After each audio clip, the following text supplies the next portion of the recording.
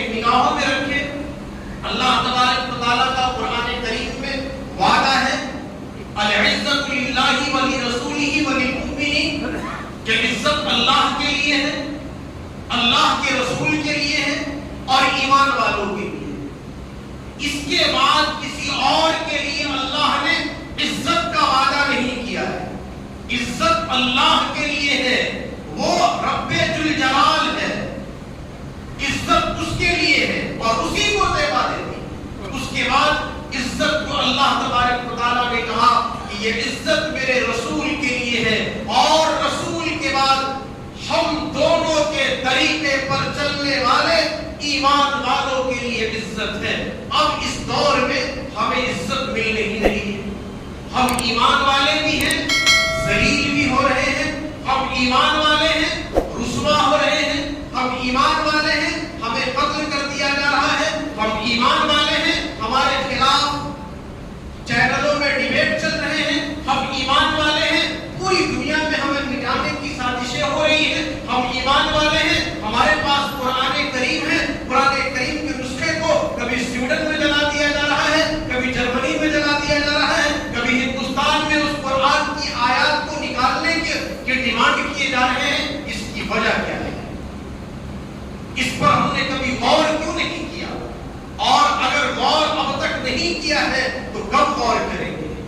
اس بات کا احساس ہمارے اندر کب پیدا ہوگا کہ یہ جو کچھ ہو رہا ہے اللہ کا وعدہ سچ ہے. اللہ تبارک و تعالیٰ کی بات پر شک کرنا ایمان سے خارج ہو جانا, ایمان کے دائرے سے نکل جانا ہے. اللہ تبارک و تعالیٰ نے یہ کہہ دیا کہ عزت 3 لوگوں کے لیے ہے, لیکن ایمان والے آج ذلیل ہیں. اس کا مطلب کہیں نہ کہیں یہ ہے کہ ہم نام سے, پہچان سے ایمان والے تو ہیں, لیکن حقیقت میں ایمان ہمارے دلوں کے اندر گھسا ہوا نہیں. ایمان ہمارے اندر جب گھس جائے گا, ہمارے اندر جب ایمان داخل ہو جائے گا, تب جا کر کے بات بنے گی. اور اللہ تبارک و تعالیٰ نے یہ بھی کہہ دیا کہ وَلَا تَهِنُوا وَلَا تَحْزَنُوا وَأَنْتُمُ الْأَعْلَوْنَ إِن كُنتُم مُّؤْمِنِينَ. گھبرانے کی ضرورت نہیں ہے, پریشان ہونے کی ضرورت نہیں ہے. تم ہی سربلند رہو گے اگر تم مومن ہو. اگر تم مومن ہو, یہ شرط لگی ہوئی ہے. اگر تم ایمان والے ہو تو دنیا کی ساری طاقتیں مل کر کے بھی تمہارا نقصان نہیں کر پائے گی. اور اگر تمہارے اندر ایمان نہیں ہے تو پھر تمہارے اوپر آزمائشیں آئے گی, اور یہ آزمائشیں قہر بن جائے گی. جیسا کہ ہم دیکھ رہے ہیں کہ اتنے سارے حالات ہمارے اوپر ہیں, اور کوئی آج سے نہیں ہے, 10-20 سال سے ایسے حالات دھیرے دھیرے پیدا ہوتے چلے جا رہے ہیں, اور یہ حالات اور سنگین سے سنگین ہو رہے ہیں. ہمارے اندر کوئی احساس نہیں ہے, ہمارے اندر کوئی تبدیلی نہیں ہے, ہماری زندگی میں کوئی بدلاؤ نہیں ہے. ہم نے اپنے آپ کو اسلام کے لیے تیار اور آمادہ نہیں کیا ہے. ہم دعوت و تبلیغ کے کام سے دلچسپی نہیں لیتے ہیں. ہم اللہ کے بندوں کو اللہ کی طرف بلاتے نہیں ہیں. اللہ کے طرف ہم دعوت کا سلسلہ شروع نہیں کرتے. یہ ساری باتیں ہماری بربادی کی بنیاد بنی ہوئی. ان ساری باتوں پر ہمیں غور کرنا پڑے گا.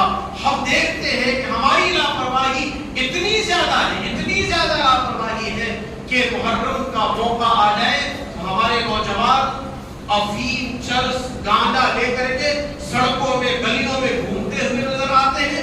یہ دین سے دوری ہے, یہ دین سے قربت کا نتیجہ ہے. یہ کس بات کا پیغام دیتے ہیں؟ یا علی اور یا حسین کے نعرے لگانے والے دین کا سودا کر رہے ہیں, دین کو ذلیل و رسوا کر رہے ہیں. جمعے کے دن 9 تاریخ تھی, بہت ساری مسجدوں کے لوگوں نے کہا کہ اس جمعے میں مسجد میں نمازیوں کی تعداد کم تھی. وجہ کیا تھی؟ نوجوان لڑکے جلوس لے کر کے نکلے ہوئے تھے دین کے نام پر, یا حسین کے نعرے لگ رہے تھے, اور مسجدیں خالی تھی. ہم اسلام کو کیسے سمجھ رہے ہیں اور اسلام کو کتنا سمجھ رہے ہیں؟ کبھی ہم نے غور نہیں کیا, کبھی ہم نے کوشش نہیں کی. وہ حسین جو اسلام کو بلند کرنے کے لیے, اسلام کو باقی رکھنے کے لیے جس نے اپنی گردن کٹوا دی, آج اس حسین کے نام لینے والے مسجد سے دور ہیں, نماز سے دور ہیں,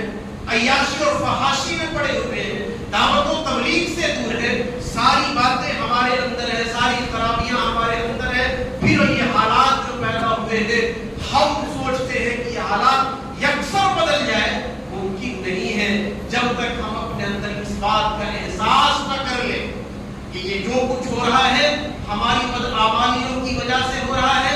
ہمیں اللہ کی طرف پلٹنا چاہیے، اور پلٹنے کے فوراً بعد اللہ تبارک و تعالیٰ اتنا رحیم ہے، اتنا کریم ہے، اتنا غفور ہے، اتنا کرم فرما ہے کہ اللہ تبارک و تعالیٰ کہتا ہے کہ جو کوئی میری طرف آئے گا اور توبہ کر لے گا تو میں اس بندے کی توبہ کو قبول کر لوں گا، اگرچہ اس کے گناہ سمندر کے جھاگ کے برابر ہو۔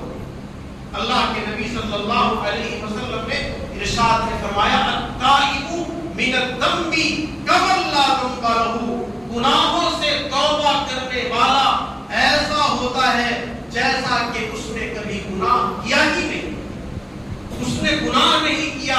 گناہوں کا توبہ کرنے والے کا انجام اللہ تبارک و تعالیٰ نے یہ بیان کیا ہے۔ حضرت حمزہ رضی اللہ تعالیٰ عنہ کو شہید کرنے والے وحشی، جب وحشی نے حضرت حمزہ کو شہید کیا تھا، اللہ کے نبی صلی اللہ علیہ وسلم کو اتنی تکلیف پہنچی تھی کہ اللہ کے نبی نے کہا تھا کہ جیسا حشر کفار نے میرے چچا حمزہ کے ساتھ کیا ہے، میں 70 مشرکین اور کفار کے ساتھ ایسا ہی معاملہ کروں۔ اتنی تکلیف تھی، اللہ تبارک و تعالیٰ نے کہا کہ اے نبی یہ جائز نہیں ہے، اگر آپ کو بدلہ لینا ہی ہوگا تو آپ ایک آدمی کے ساتھ ایسا سلوک کر سکتے ہیں، لیکن جیسے جیسے اس نے کیا ہے ویسے ہی کر سکتے ہیں، اس سے زیادہ کی گنجائش نہیں ہے۔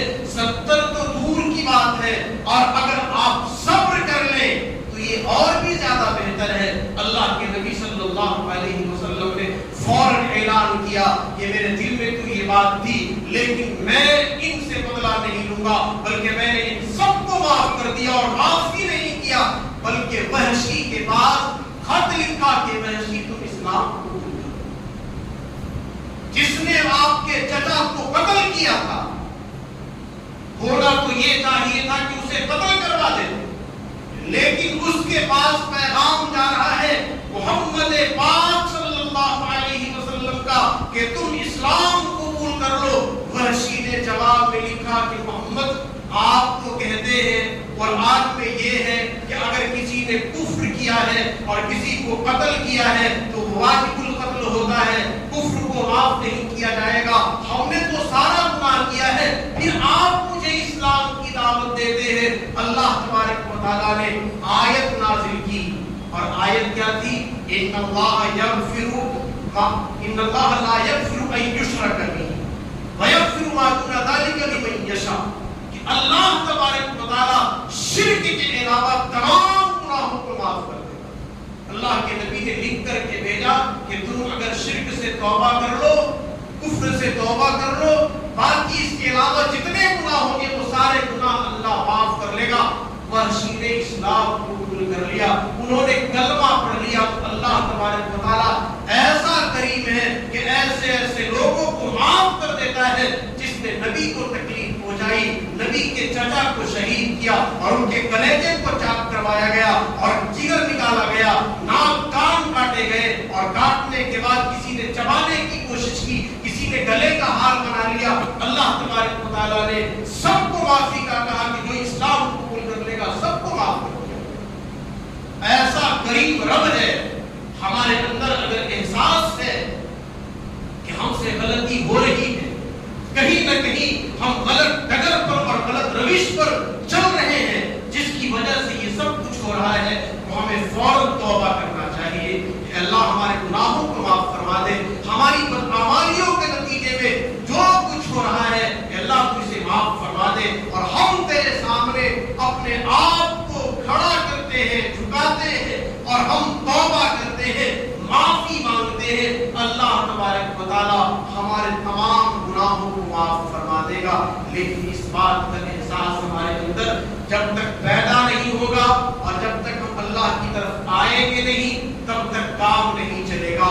اور اس کے ساتھ ساتھ ایک اور کام جو کرنا ہے وہ یہ ہے کہ دعوت کا کام ہر حال میں کرنا ہے، کیونکہ حضرت موسیٰ علیہ السلام کی قوم پر عذاب آیا۔ ان میں ایک ایسا شخص تھا جو بہت متقی تھا، بہت پرہیزگار تھا، اللہ والا تھا، نمازیں پڑھتا تھا، صدقہ خیرات کرتا تھا۔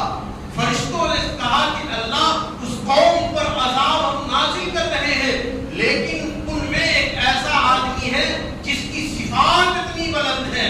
اللہ نے کہا کہ اس شخص کو بھی ان کے ساتھ عذاب میں مبتلا کر دو۔ فرشتوں نے کہا وجہ کیا ہے؟ اللہ تبارک و تعالیٰ نے کہا اس لیے کہ اس نے اپنی فکر تو کی تھی، اپنے آپ کو اللہ کے حوالے تو کر دیا تھا، لیکن اس نے لوگوں کی فکر نہیں کی، برائی سے لوگوں کو روکا نہیں، بھلائی کا حکم نہیں دیا۔ تو اگر ہم یہ سوچ رہے ہیں کہ ہم نمازیں پڑھتے ہیں، ہم تلاوت کرتے ہیں، ہم صدقہ خیرات کرتے ہیں، ہم نیکی کا کام کرتے ہیں، یہ ساری چیزیں ہمیں بچا لے گی، ممکن ہے کہ یہ ساری چیزیں قیامت کے دن ہمیں کام آ جائے اور قیامت کے دن ہم بچ جائے، لیکن اگر اس وقت کوئی حادثہ ہوگا، اگر اس وقت کوئی حالات پیدا ہوں گے تو ہم بھی بچنے والے نہیں ہیں، کیونکہ اللہ تبارک و تعالیٰ ایسا نہیں کرتا ہے کہ کسی کو عذاب دے اور کسی کو عذاب سے بچا لے۔ ہماری کوشش اگر ہوگی اور ہماری کوشش اچھی ہوگی تو ہماری کوشش سے عذاب تو ٹل جائے گا، پورے لوگوں سے عذاب ٹل جائے گا، پورے لوگوں کے ساتھ جو حالات آ رہے ہیں یہ حالات بدل جائیں گے، لیکن ہماری کوشش اس سلسلے میں نہیں ہوگی جیسا کہ نہیں ہے۔ ہم دیکھ رہے ہیں ہماری زندگیوں میں کوئی تبدیلی نہیں ہے۔ ایک ایک بات پر غور کریں اپنی زندگی کے بارے میں تو معلوم یہ ہوگا کہ ہر لمحے ہر آدمی سے اللہ کی نافرمانی ہوئی، پھر بھی اللہ تبارک و تعالیٰ ہمیں پکڑ نہیں رہا ہے۔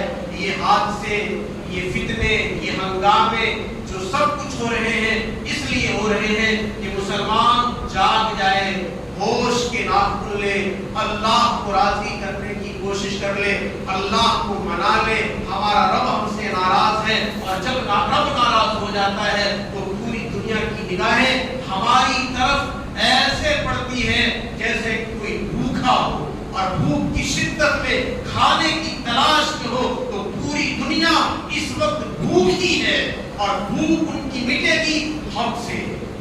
بزرگوں نے، علماء نے لکھا ہے کہ اگر مسلمانوں نے ہوش نہیں کیا اور مسلمانوں نے اس طرف توجہ نہیں کی تو کروڑوں کی تعداد میں مسلمانوں کا صفایا ہوگا۔ اگر اس صفائے کے لیے تیار ہے تو شروع ہے معاملہ۔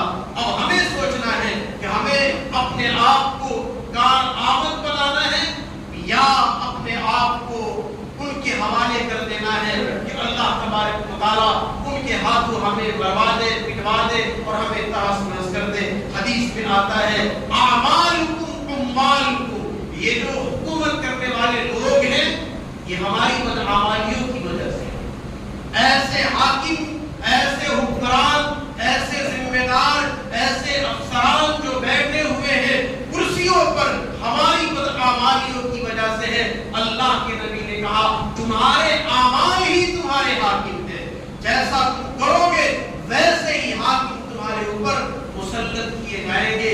لیکن اللہ تبارک و تعالیٰ کی رحمت سے مایوس ہونے کی ضرورت نہیں ہے، بلکہ یہ مٹی جو اتنی نرم ہے، اقبال نے کہا تھا نہ ہو نہ امید اے اقبال اپنی کشت ویرا سے ذرا نہ ہو، تو یہ مٹی بہت زرخیز ہے ساتھی، تو یہ مٹی بہت زرخیز ہے۔ ہمارے اندر اگر تھوڑا سا بھی احساس پیدا ہو جائے گا تو ہم وہ طاقت بن کر کے ابھریں گے، اور ہمیں سڑکوں میں، گلیوں میں تیر بھارا تلوار لے کر کے نکلنے کی بھی ضرورت نہیں ہے، بس اللہ سے اپنے رشتے کو مضبوط کر لینا۔ اللہ سے اپنا رشتہ مضبوط ہوگا، دعوت سے ہمارا رشتہ مضبوط ہوگا، اللہ تبارک و تعالیٰ اپنے ولیوں کا انتقام اپنے دشمنوں سے لے لے گا۔ یہ اللہ تبارک و تعالیٰ کے ذمہ ہے۔ ہم اللہ سے دوستی کر لیں، ہم اللہ کے ہو جائیں، ہم اپنے آپ کو اللہ تبارک و تعالیٰ کے حکموں کے مطابق گزارنے کی کوشش کر لیں، سارے حادثات پل بھر میں کافور ہو جائیں گے۔ اس سے بڑے بڑے حالات آئے ہیں، ہر دور میں آئے ہیں اور حالات آتے جاتے رہیں گے۔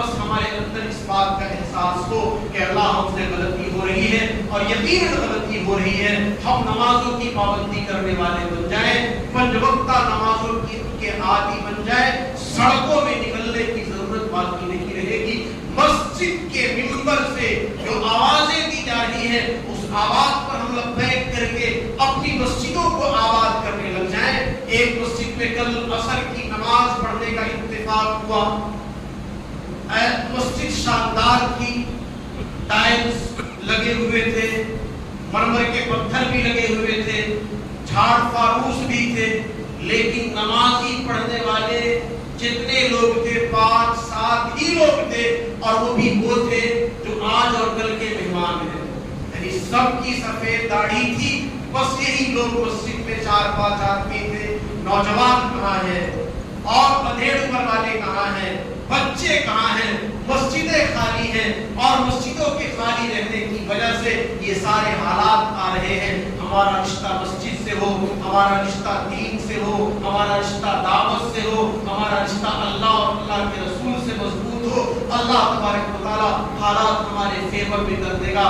لیکن اگر ہم نے ادھر توجہ نہیں کی تو ابھی تو صرف ایک علاقہ یا 2 علاقے ایسے سننے میں آ رہے ہیں، لیکن اگر ہمارے اندر احساس نہیں پیدا ہوا تو نہ جانے کتنے لوگ برباد ہوں گے، کتنے بچے یتیم ہو جائیں گے، کتنے ماں باپ جو اپنی اولاد سے امیدیں باندھے ہوئے ہیں ان ماں باپ کی امیدوں کے تارے ٹوٹ جائیں گے۔ اللہ تبارک و تعالیٰ ہم تمام لوگوں کو اس کی طرف توجہ کرنے، سوچنے، سمجھنے اور ایمان اور اسلام کے مطابق زندگی گزارنے کی